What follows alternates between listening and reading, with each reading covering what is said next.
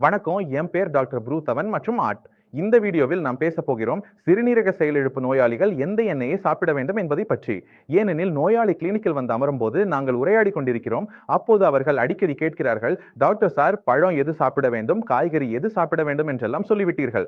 ஆனா எந்த எண்ணெய் சாப்பிட வேண்டும் என்பதையும் சொல்லுங்கள். நோயாளி இப்படி சொல்வதை நான் கேட்டா, நம்முடைய சேனலை பார்க்கும் அனைவருக்கும் இந்த கேள்வி நிச்சயம் தோன்றும் என்று எனக்கு தோன்றுகிறது. அதனால தான் இந்த வீடியோவில் அதை பற்றி விரிவாக பேச போகிறோம்.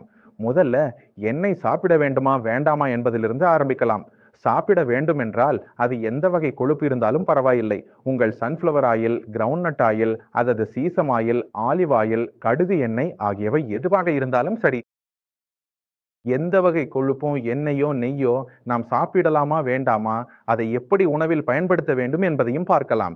முதலில் எண்ணெயோ அல்லது நெய்யோ சாப்பிடலாம். சிறுநீரக செயலிழப்பு கொண்ட நோயாளிகளும் இதை சாப்பிடலாம். ஆனா எந்த உணவும் நீங்க எண்ணெயில முழுமையா பொரித்து தயாரிக்க கூடாது.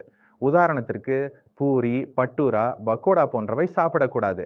ஏனெனில் அவை டீப் ஃப்ரை செய்யப்படுகின்றன. டீப் ஃப்ரை செய்யப்பட்ட உணவு ஆரோக்கியமானவர்களுக்கே பரிந்துரைக்கப்படாது. சிறுநீரக செயலிழப்பு உள்ளவர்களுக்கு இது முற்றிலும் பொருந்தாது. இப்போது நான் உணவில் நெய் அல்லது எண்ணெய் சேர்க்க வேண்டும் என்றால் எவ்வளவு அளவில் சேர்க்க வேண்டும் மற்றும் அதை எப்படி பயன்படுத்த வேண்டும் என்பதை கவனிக்க வேண்டும். உணவில் நெய், எண்ணெய் ஆகியவற்றை மிக குறைந்த அளவில் மட்டுமே பயன்படுத்த வேண்டும். உணவு வெறும் சுவைக்காக அல்ல, ஆரோக்கியத்திற்காகவும். சிலருக்கு எல்லா உணவும் பொரித்து சாப்பிடும் பழக்கம் இருக்கலாம். அப்படிப்பட்டவர்கள் தங்கள் சுவையை மாற்றிக்கொள்ள வேண்டும். நீங்கள் உணவில் எல்லா மசாலாக்களையும் பயன்படுத்தலாம். ஹிங், தனியா, சீரகம், கரம் மசாலா, நீங்கள் பயன்படுத்த விரும்பும் அனைத்தையும் பயன்படுத்தலாம். ஆனால் ஒரு மசாலாவை தவிர, தட்ஸ் லால் மிர்ச், சிவப்பு மிளகாய். பச்சை மிளகாயை விதை எடுத்து பயன்படுத்தலாம், கருப்பு மிளகாயும் பயன்படுத்தலாம். ஆனால் சிவப்பு மிளகாயை முழுமையாக தவிர்க்க வேண்டும். ஏனெனில் அது உங்கள் வயிற்றில் எரிச்சலை ஏற்படுத்தும். உங்களுக்கு தெரியும், பிபி அதிகரிக்கும். இந்த மாதிரியான பிரச்சனைகள் எல்லாம் ஆரம்பிக்கும். அதனால அதிகமான சிவப்பு மிளகாயை தவிர்க்க வேண்டும். சிலர் தேகி மிளகாய் பயன்படுத்தலாம் என்று சொல்வார்கள். அது நிறம் மட்டும் தரும், சுவை கிடையாது. எந்த வகையான சிவப்பு மிளகாயும் சிறுநீரக நோயாளிகள் பயன்படுத்தக்கூடாது. இல்ல, செய்யக்கூடாது. அதற்கு பிறகு நாம் எந்த வகை நெய் சாப்பிடலாம், எந்த எண்ணெய் பயன்படுத்தலாம் என்று பார்க்கலாம். அதை பற்றியும் நாம் பேசலாம். நெய் பற்றி பேசும்போது நெய் இரண்டு வகையாக கிடைக்கும். ஒன்று எங்கிருந்து வருகிறது? ஒன்று மாடு பண்ணை, பசு பண்ணை பசுவின் பாலை வைத்து செய்யப்படுகிறது. ஆயுர்வேதத்தில் என்ன சொல்கிறார்கள் என்றால், மாட்டு பால் சிறந்தது, அதிலிருந்து தயாரிக்கப்படும் நெய்யும் நல்லது. அதனால் நீங்கள் மாட்டுப்பாலை வைத்து தயாரிக்கப்பட்ட நெய்யை குறைந்த அளவில் உங்கள் உணவில் பயன்படுத்தலாம். எந்த பிரச்சனையும் இருக்காது. உங்களிடம் கிடைப்பது இல்லை, பசுவின் நெய் கிடைக்கவில்லை என்றால் எருமை நெய்யும் கிடைக்கிறது என்றால் அதிலும் எந்த பிரச்சனையும் இல்லை. ஆனால் நீங்கள் எப்போதும் அளவை கவனிக்க வேண்டும். அதாவது மிக குறைந்த அளவில் சாப்பிட வேண்டும். இப்போது நாம் எந்த எண்ணெய்களை சாப்பிடலாம் என்று பார்க்கலாம். ஏனெனில் எல்லா காய்கறிகளும் நெய்யில் செய்ய முடியாது. எல்லா இடங்களிலும் நெய்யை பயன்படுத்த முடியாது. அப்படி என்றால் நாம் எண்ணெயை பற்றி பேசும்போது நாம் ஒரு எண்ணெயை மட்டும் தவிர்க்க வேண்டும். அதுதான் கடுகு எண்ணெய். நீங்கள் சன்ஃப்ளவர் எண்ணெய், நிலக்கடலை எண்ணெய், ஆலிவ் எண்ணெய், இவை எல்லா எண்ணெய்களையும் நீங்கள் சாப்பிடலாம். ரைஸ் பிரான் எண்ணெயும் சாப்பிடலாம். ஆனால் நீங்கள் கவனிக்க வேண்டியது என்னவென்றால், எந்த வகையான கலந்த எண்ணெய்களும், அதாவது வெஜிடபிள் ஆயில் என்று சொல்லப்படுவது, அதில் 2-3 எண்ணெய்கள் கலந்திருக்கும். அவற்றை நீங்கள் தவிர்க்க வேண்டும். அதனால் நீங்கள் எண்ணெய் வாங்கும் போது அது ஒரே வகை எண்ணெய் என்பதை பார்த்துக் கொள்ளுங்கள்.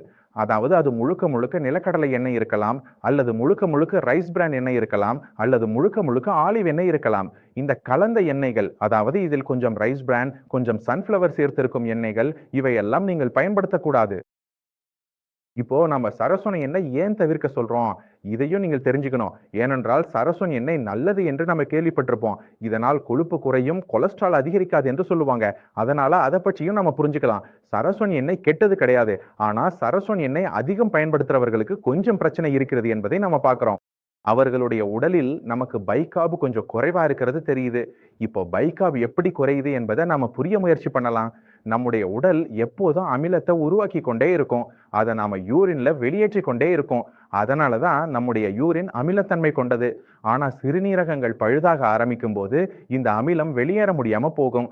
அது யூரியா மாதிரி நம்முடைய இரத்தத்தில் சேர ஆரம்பிக்கும். அதனால் நம்முடைய இரத்தம் அமிலத்தன்மை அடையும். நம்முடைய இரத்தம் எவ்வளவு அதிகமாக அமிலத்தன்மை அடையுதோ அவ்வளவுதான் நம்முடைய சிறுநீரகம் வேகமாக பழுதாகும். அதனாலதான் சிறுநீரகங்கள் 0 முதல் 2 அல்லது 4 வரை மெதுவா பாதிக்கப்படுவதை நாம் பார்க்கலாம். அதற்கு பல வருடங்கள் ஆகும். ஆனா 4வது நிலைக்கு பிறகு அது 10வது நிலை வரப்போக அதிக நேரம் எடுக்காது. ஏனெனில் உடலில் அமிலம் சேர்ந்து கொண்டே இருக்கும். இந்த அமிலத்தை நாம் நியூட்ரலைஸ் செய்ய வேண்டி இருக்கும். எந்த சிறுநீரக நோயாளியின் சிறுநீரக செயல்பாடு குறையும் வேகத்தை குறைக்க நாம் ஒரு மாத்திரை கொடுக்கிறோம். அதற்கு பெயர் சோடியம் பைகார்பனேட். இப்போது இந்த சோடியம் என்பது உங்கள் சமையலறையில் பயன்படுத்தும் பேக்கிங் சோடாவே ஆகும். ஆனால் இதை சிறுநீரக நோயாளிகள் பயன்படுத்த வேண்டியது அவசியம். இதை பயன்படுத்தாமல் விட்டால் உடலில் அமிலம் அதிகமாகும் வாய்ப்பு அதிகம் இருக்கும். இந்த மாத்திரையை நாம் கொடுக்கும்போது அதிக அளவுல கடுகு எண்ணெய் பயன்படுத்தும் நோயாளிகளுக்கு ஒரு விஷயம் கவனிக்கப்படுகிறது. அவர்கள் உடலில் உள்ள அயன்கள் அதிகரிக்கவில்லை என்பதை நாம் கவனிக்கிறோம். அதாவது அவர்களுடைய அமிலம் குறையவில்லை. இதனால் அவர்களுடைய அளவுகள் லெவல்ஸ் குறையாமல் தொடர்ந்து அதிகரிக்கின்றன. அப்படியென்றால் இது ஏன் நடக்கிறது என்று எனக்கு தெரியவில்லை. எங்களிடம் இதற்கான எந்த ஒரு ஆராய்ச்சியும் இல்லை. இது எங்களுடைய பொது கவனிப்புகள் மட்டுமே. அவையும் எங்கள் நோயாளிகளுடன். நீங்கள் ஆயிரக்கணக்கான நோயாளிகளை பார்த்த பிறகு சில விஷயங்கள் புரிய ஆரம்பிக்கின்றன. உதாரணத்திற்கு டீ போல. எல்லா டாக்டர்களும் டீ குடிக்கலாம் என்று சொல்கிறார்கள். ஆனால் நாங்க இங்கே டீ குடிக்க வேண்டாம் என்று சொல்கிறோம். காரணமும் அதேதான். டீ குடிப்பதால், கடுகு எண்ணெய் சாப்பிடுவதால் இரும்பு மற்றும் பைக்கு போன்றவை அதிகரிப்பதை நாம் பார்க்க முடியவில்லை. நாம் தரும் மருந்துகளின் விளைவுகள் நமக்கு தெரியவில்லை. அதனால தான் டீ, காஃபி, சாக்லேட் அல்லது கடுகு எண்ணெய் ஆகியவற்றை நிறுத்த சொல்கிறோம். ஏனெனில் நமக்கு வேறு விருப்பங்கள் இருக்கின்றன. நாம் சாப்பிடலாம், எந்த விதமான பாதிப்பும் இல்லை. இது எவ்வளவு சரி, எவ்வளவு தவறு என்பதை தெரிந்து கொள்ள வேண்டிய அவசியம் இல்லை. அது எப்படி வேலை செய்கிறது, ஏன் வேலை செய்கிறது என்பதை நம் பார்வையில் நோயாளி நமக்கு சொல்கிறார்.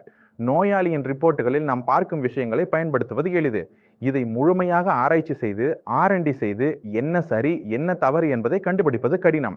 அதனால் என் வேண்டுகோள் எல்லா சிறுநீரக செயலிழப்பு நோயாளிகளுக்கும் நீங்கள் எண்ணெய் பயன்படுத்துங்கள். கொஞ்சம் விலையுயர்ந்த எண்ணெய் பயன்படுத்துங்கள், நெய் பயன்படுத்துங்கள், சன்ஃப்ளவர் ஆயில் பயன்படுத்துங்கள். ஆனால் 600 மதிப்புள்ள எண்ணெயை தவிர்க்கவும். நீங்கள் குறைந்த அளவில் பயன்படுத்தும் இடங்கள்ல மாதத்துல ஒரு முறை அல்லது இருமுறை பயன்படுத்தினால் எந்த பிரச்சனையும் இருக்காது. ஆனால் நீங்கள் தினமும் ஒவ்வொரு காய்கறியையும் கடுகு எண்ணெயில் சமைக்கிறீர்கள் என்றால் அங்கே இந்த பிரச்சனை ஏற்பட வாய்ப்புள்ளது. அதனால் நீங்கள் உங்கள் ரிப்போர்ட்டுகளை எடுத்து பார்க்க வேண்டும். உங்கள் ரிப்போர்ட்டுகளில் பை கேபிட்டல் எவ்வளவு உள்ளது, எவ்வளவு இல்லை என்பதை பார்க்க வேண்டும். உங்கள் ரிப்போர்ட்டுகளில் பை மதிப்பு வரவில்லை என்றால் அடுத்த முறை நீங்கள் டெஸ்ட் செய்யும் போது அங்கு உங்கள் ஸ்கிரீனில் தெரியும் பைகார்பனேட் என்ற டெஸ்டையும் சேர்க்க சொல்லுங்கள். என் KFTயுடன் இந்த டெஸ்டையும் செய்துவிடுங்கள் என்று கூறுங்கள். உங்களுக்கு உங்கள் பை குறைவாக இருக்கிறது என்று தெரிந்தால் நான் சொன்னதைப் போல காஃபி, கடுகு எண்ணெய், புளிப்பு உணவுகள் இவற்றை நிறுத்த வேண்டி இருக்கும். அப்போதுதான் உங்கள் பைஆர்மிட் மாத்திரை வேலை செய்ய ஆரம்பிக்கும்.